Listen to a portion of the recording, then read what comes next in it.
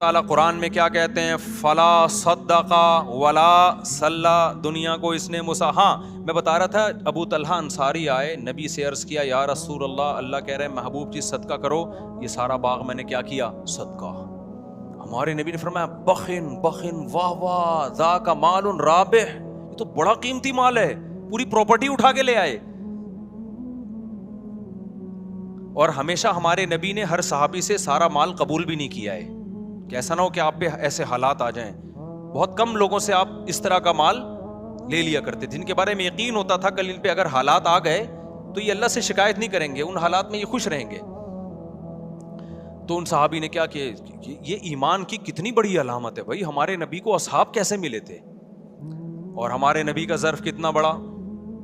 ایک دفعہ کیا ہوا، ایک بندے نے مجھے فون کیا کہ مجھے سونے کا مٹکا ملا ہے، خزانہ ملا ہے سونے سے، پتہ نہیں کہیں دفن خزانہ تھا. اچھا، اور اس میں اتنے خزانے وزانے نا، کیا اس کا شرعی حکم کیا ہے؟ تو میں نے اس کو شرعی حکم بتا دیا. اچھا، اس وقت میرے پاس بھی ایک مد تھی نا جہاں غربا مساکین تھے جن کو میں نے خرچ کرنا تھا، تو اس میں شریعت کا حکم ہے کہ کچھ فیصد صدقہ کرنا پڑتا ہے. ایسا کوئی اس میں یہ ہے کہ دارالحرب سے ملا ہے، دارالاسلام سے ملا ہے، یہ پوری ڈیٹیل ہے، میں ابھی آپ کو نہیں بتاؤں گا، ایسا نہ ہو کہ مٹکے وٹکے نکلنے شروع ہو جائیں آپ لوگ کے یہاں تو لیکن نکلیں گے نہیں، یہ ذہن میں رکھنا. میں نے اس کو پہلی تو میں نے نصیحت کی، میں نے کہا اللہ کے بندے، یہ تو نے مجھے تو بتا دیا، کسی کو بتانا نہیں، جب تک کسی کوئی صحیح اعتماد نہ ہونا کسی پہ بتانا نہیں، ورنہ مٹکا تو بچے گا، تو زندہ نہیں بچے گا. کسی کو نہیں بتانا، وہ آئے گا وہ سارا فی سبیل اللہ کہہ کے لے جائے گا سارا. تو مجھے خیال ہوا کہ یار جیسے ہوتا ہے نا چند فیصد صدقہ کرنا پڑتا ہے، تو میں نے پھر میرے پاس بہت سارے غریب مسکین تھے لیکن میں نے نہیں اس کو بولا. میں نے کہا اس کے دماغ میں یہ بات آ جائے گی کہ مفتی صاحب کے دل میں کیا آ گئی ہے؟ لالچ آ گیا. لیکن میرے دل میں لالچ نہیں تھی، مجھے یہ تھا کہ کیونکہ ان لوگوں کو صحیح مد نہیں پتہ ہوتی، ادھر ادھر اڑا نہ دیں. تو پیسے دیکھتے ہی انسان کی رالیں ٹپکنا شروع ہو جاتی ہیں. تو اب دیکھو نبی صلی اللہ علیہ وسلم کا کیا معمول تھا. جب وہ صحابی باغ لے کر آئے تو آپ نے کیا فرمایا؟ یہ گورے کے کلچر میں اور اسلام کے کلچر میں فرق بتا رہا ہوں، جو میں کئی سالوں سے کوشش کر رہا ہوں آپ کی کھوپڑی میں یہ سافٹ ویئر کیا ہو جائیں انسٹال، کہ کافر کا راستہ الگ ہے، ہمارا لبرل طبقہ، ہماری حکومت، ہمارے اسکول، ہمارے کالج اس ٹریک پہ ہمیں لے کے جا رہے ہیں، جبکہ اسلام کا ٹریک 180 ڈگری پر ہے. ہمارے نبی کہہ سکتے تھے گورنمنٹ کو دے دو، کہہ سکتے تھے کہ نہیں کہہ سکتے تھے؟ ہمارے نبی کی ایک ریاست تھی کہ نہیں تھی؟ مدینہ میں آپ بادشاہ تھے، آپ امیر تھے، آپ خلیفہ تھے، اللہ کے خلیفہ. آپ کہہ سکتے بیت المال میں جمع کرا دو؟ کیا خیال ہے وقت پہ کام آئے گا؟ نا نا نا، آپ نے فرمایا اپنے چچا زاد بھائیوں کو دے دو. گورا کہے گا؟ بولو نا. یورپ کی گورنمنٹ کہے گی اپنے چچا زاد بھائی کو دے دو؟ امریکہ کا صدر کہے گا؟ روس کا صدر کہے گا اپنے چچا زاد بھائی کو دے دے؟ ان کے ہاں یہی کہ سب کچھ کس کا ہے؟ گورنمنٹ کا. اسلام کہتا ہے نہیں، اولو الارحام بعضهم اولا ببعض، سب سے زیادہ حق کس کا ہے؟ رشتہ داروں کا. ہمارے نبی کو بتاتے ہیں ان کے چچا زاد بھائی بہت محتاج ہیں، اپنے چچا کے بیٹوں کو دے دو. اب مجھے آپ بتاؤ، گورنمنٹ کو دے کے بھی عوام کو فائدہ ہوتا ہے، خدا کی قسم غریب چچا زاد بھائی ہے اس کو دے کے جو فائدہ ہوگا نا وہ آپ تصور نہیں کر سکتے. چچا زاد بھائی کا دل باغ باغ ہو گیا ہوگا کہ نہیں ہو گیا ہوگا؟ اس کے بعد کیا وہ چچا زاد بھائی ابو طلحہ انصاری کو کبھی بھوکا مرنے دیں گے؟ وہ جان پہ کھیل کے ان کو بچائیں گے. گورنمنٹ یہ کام نہیں کرتی ہے. جب اتنا بڑا دل انہوں نے ابو طلحہ انصاری نے اپنے چچا زاد بھائیوں کو پورا باغ دیا ہوگا تو ان چچا زاد بھائیوں نے فری میں جب لیا ہوگا کہ یار ہماری غربت پہ اس نے اتنا خیال کیا ہمارا، تو آئندہ دیکھو ترغیب دینے سے پیسہ خرچ کرنے کا جذبہ پیدا نہیں ہوتا، جب تک خرچ کرتا ہوا دیکھو گے نہیں جذبہ نہیں ہوتا. ہم نے اپنے بڑوں کو دیکھا ہے نا ایسے اللہ کی راہ میں اڑاتے ہیں، تو ان کو دیکھ کے ہمارا بھی دل بڑا ہوتا ہے کہ یار ہمیں بھی چاہیے کہ ہم کیا کریں، خرچ کریں. تو ابو طلحہ انصاری کے بھائیوں نے کیا تصور کر سکتے ان کو کبھی بھوکا مرنے دیں گے؟ وہ ان کے موت کے بعد ان کی بیوہ کا بھی خیال کریں گے، ان کے بچوں کا بھی خیال کریں گے. تو اسلام کیا چاہتا ہے؟ انسانوں کا آپس میں ریلیشن مضبوط ہو، کفر چاہتا ہے انسانوں کا آپس میں ریلیشن جانوروں گدے گھوڑوں جیسا ہو. انسانوں کا گورنمنٹ سے ریلیشن مضبوط ہونا چاہیے, جبکہ گورنمنٹ کوئی چیز, کوئی دل تھوڑی ہے گورنمنٹ کے پاس, کوئی احساسات ہوتے ہیں حکومت کے پاس, کوئی جذبات ہوتے ہیں. تو گورنمنٹ سے آپ کے تعلقات اچھے ہو کے گورنمنٹ بڑھاپے میں کیا آپ سے باتیں کرے گی, آپ کو لطیفے سنائے گی, آپ کو گلے لگائے گی, آپ کے دکھ درد میں شریک ہوگی, کچھ بھی نہیں سوائے پیسہ دے دے گی آپ کو ریٹائرمنٹ پہ. جبکہ انسان کو جذبات کی ضرورت ہے, محبت والے جذبات, آپ کے لیے کسی کا دل دھڑکتا ہو, آپ کے لیے کوئی روتا ہو. یہ انسان کی نیچر ہے. انسان کو اللہ نے تنہا پیدا نہیں کیا, انسان کو انسانوں میں پیدا کیا ہے. انسان کو ریلیشن نہیں ملے گا تو وہی حال ہوگا جو اس مالدار کا ہوا, کروڑوں روپے خرچ کیے اور ہمارے استاذ کے پاس آ کے رو رہا ہے کہ میں کھانستا ہوں تو نہ میری بیوی پانی کا پوچھتی ہے نہ میری اولاد پانی کا پوچھتی ہے, مرنے کا انتظار کر رہے ہیں. یہ میں نے جمعے میں ایک واقعہ سنایا تھا نا, ادھورا رہ گیا تھا وہ واقعہ. وہ ہمارے ایک دوست تھے, جامعۃ الرشید میں ڈرائیور ہیں وہ پہلے ڈیفینس میں کہیں چوکیدار تھے. میں نے ان سے پوچھا یار آپ نے ڈیفینس میں چوکیداری کیوں چھوڑ دی؟ کہہ رہے ہیں یار ایسا واقعہ, وہ ہمارا کھوپڑی گھوم, پٹھان تھا وہ, کہہ رہا ہمارا کھوپڑی گھوم گیا. میں نے کہا کیسے گھوم گیا بھائی تمہارا کھوپڑی؟ کہہ رہے ہیں یار میں جس گھر میں چوکیداری کرتا ہوں سیٹھ کا انتقال ہو گیا, اس گھر کے سیٹھ کا انتقال ہو گیا تو ایمبولینس آئی جنازہ رات کو 2-2:30 بجے. تو ایمبولینس والا نے بولا بھائی ان کے بیٹے کو بولو کہ وہ ابا کا انتقال ہو گیا ہے.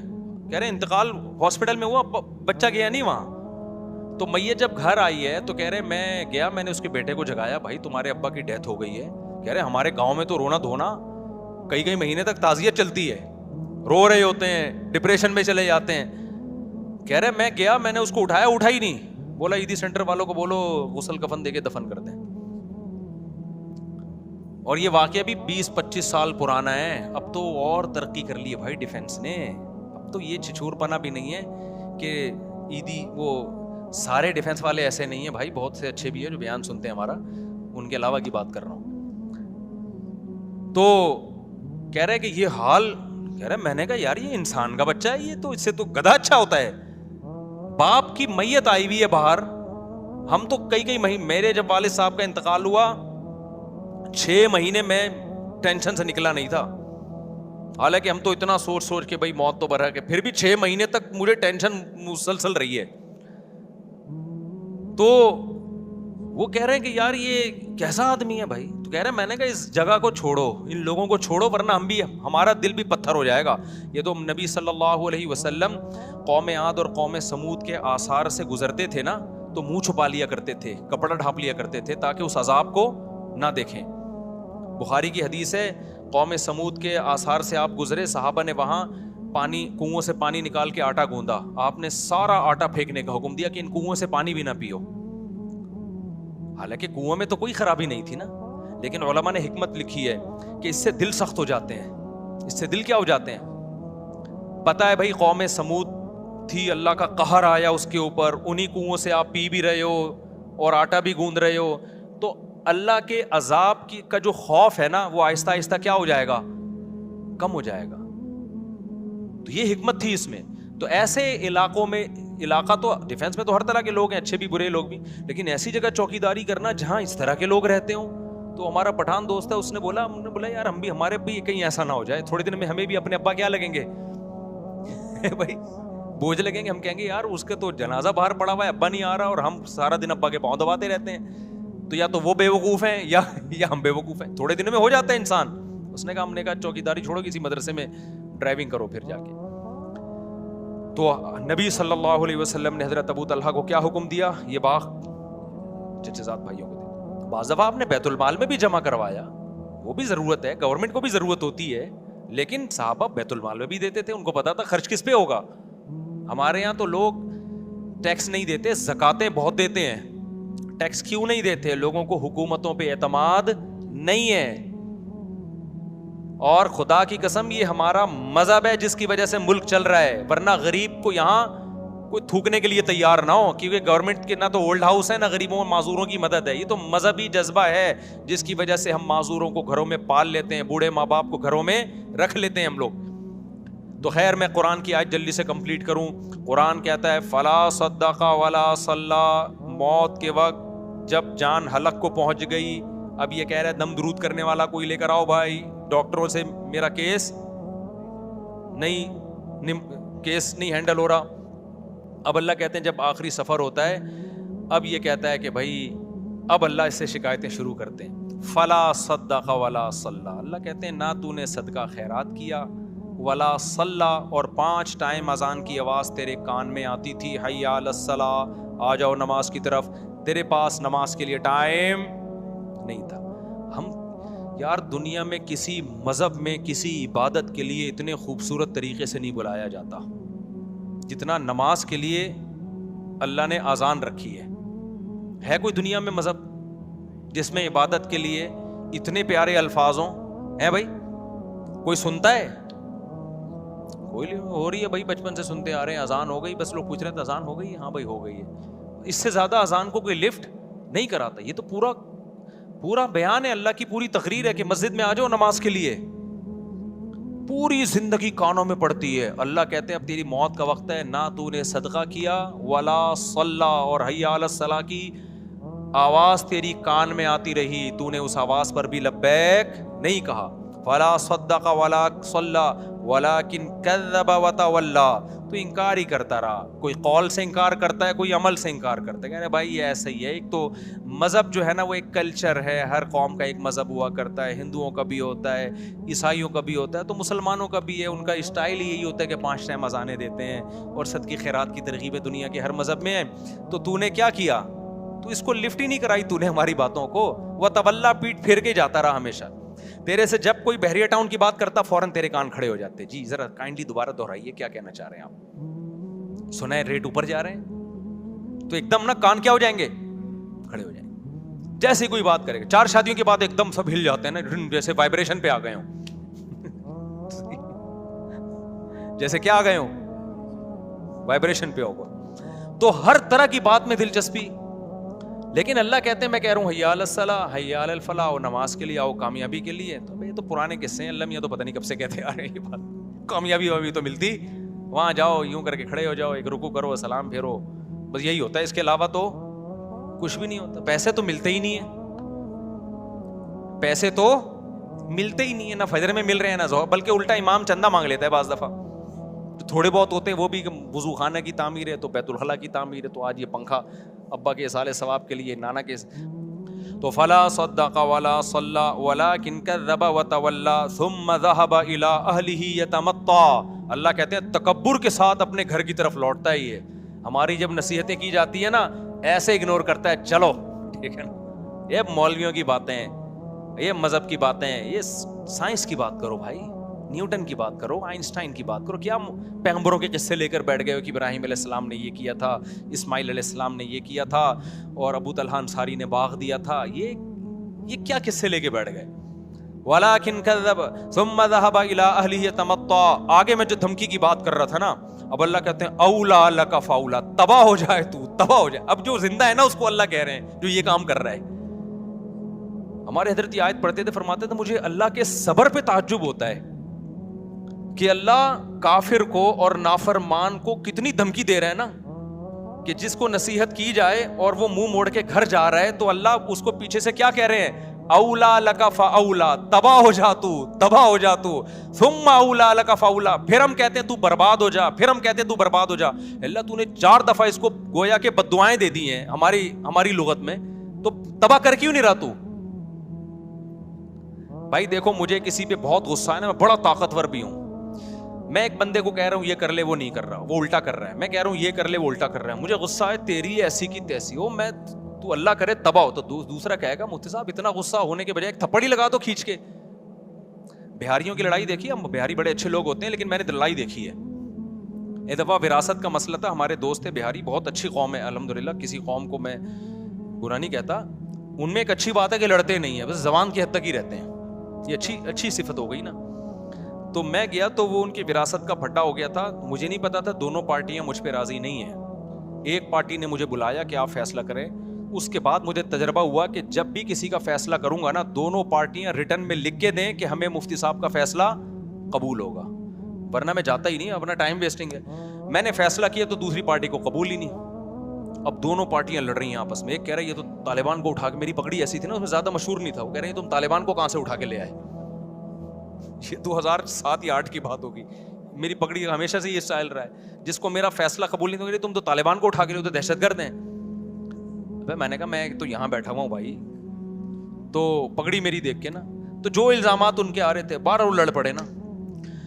اب لاکھوں روپے کا ان کا کروڑوں کا پھڈا چل رہا ہے, لڑ رہے ہیں, میں تیری یہ کر دوں گا ایسی کی تیسی. دوسرا کہہ رہا ہے میں سوچ رہا ہوں یار یہ کچھ کرو نا یار, تم کیا ہے یعنی تم 1 گھنٹہ تو مجھے ہو گیا تمہاری باتیں سنتے ہوئے. میں یوں کر دوں گا, وہ کہہ رہے ہیں میں یوں کر دوں گا, وہ کہہ رہے ہیں میں یوں کر دوں گا, وہ کہہ رہے ہیں میں یوں کر دوں گا. تو بھائی تھوڑا سا کرو بھی تو صحیح نا, بہت ہو گیا یار 1 گھنٹے سے میں یہ سن رہا ہوں. وہ دوسرا کہتا تو کر کے دکھا, تو کر کے دکھا. وہ کہہ رہا ہے میں تو کروں گا, کہہ رہا ہے تو کر کے دکھا میں کروں گا. 1 گھنٹہ ہو گیا, مجھے لگا کہ بھائی یہ کچھ بھی نہیں کریں گے. مجھے اپنی پوزیشن پتا چل گئی کہ میرا فیصلہ ایک فریق مان رہا ہے, دوسرے کو تو میں طالبان لگ رہا ہوں. ٹھیک ہے نا, ہم نے کہا پتلی گلی سے کیا کرو, نکلو یہاں سے. تو اب اللہ میاں کا جو اسٹائل ہے, انداز ہے, وہ یہی ہے, دھمکیاں دے رہے ہیں اللہ میاں, اولا لک فاولا, چھوڑوں گا نہیں تجھے. صحیح ہے نا, تباہ ہو جا تو, لک فاولا, پھر اللہ کہہ رہے ہیں تباہ ہو جا تو, ثم الاولا, پھر اللہ کہتے ہیں ثم کا لفظ, اللہ کہتے ہیں میں اپنی بات کو ریپیٹ کر کے کہتا ہوں تو تباہ ہو گیا, تباہ ہو جا تو. یہ بددعائی یہ کلمات ہیں, جب عرف میں ہم کسی کو کہتے ہیں اس کا مطلب ہم بددعا دے رہے ہیں. اللہ کرے تو مرے, یعنی اللہ خود اپنے آپ کو کہہ رہے ہیں کہ اللہ کرے کہ تو تباہ ہو جا. ثم اولا لک فاولا. تو ہمارے فرمایا کرتے تھے اللہ دھمکیاں دے رہا ہے. اب دیکھو ہم تو جب دھمکیاں دیں کریں کچھ نہیں تو ڈر کی وجہ سے نا, کہ بھائی زبان کی دھمکیاں ٹھیک ہے کر دیا تو یہ تو ایسا نہ ہو کہ افورڈ کرنا مشکل. لیکن اللہ کے لیے تو کوئی مسئلہ نہیں ہے نا. اللہ جب دھمکیاں دے رہا ہے تو سوال پیدا ہوتا ہے اللہ جب تجھے غصہ آ رہا ہے, اللہ کو کتنا غصہ آتا ہے. قرآن کہتا ہے ان الذین کفروا ینادون لمقت اللہ اکبر من مقتکم انفسکم اذ تدعون الی الایمان فتکفرون. جب اللہ کے منکر جہنم کی آگ میں جلیں گے نا, تو روایات میں آتا ہے غصے سے اپنی انگلیاں چبائیں گے کہ ہم نے کیا کیا, یعنی ہم نے خدا کی بات سنی کیوں نہیں, ہم کتنا گھاٹے کا سودا کر کے آئے, یعنی ہمیں کیا ہو گیا تھا. اپنے آپ کو بھی بعض دفعہ گالیاں دیتا ہے نا انسان. تو قرآن کہتا ہے اللہ ان سے کہے گا کہ آج تمہیں اپنے اوپر جتنا غصہ آ رہا ہے, جب تمہیں ایمان کی اور خدا کی طرف بلایا جاتا تھا اور تم اسے اگنور کرتے تھے, ہمیں تم پر اس وقت اس سے بھی زیادہ غصہ آتا تھا, اس سے بھی زیادہ آتا تھا کہ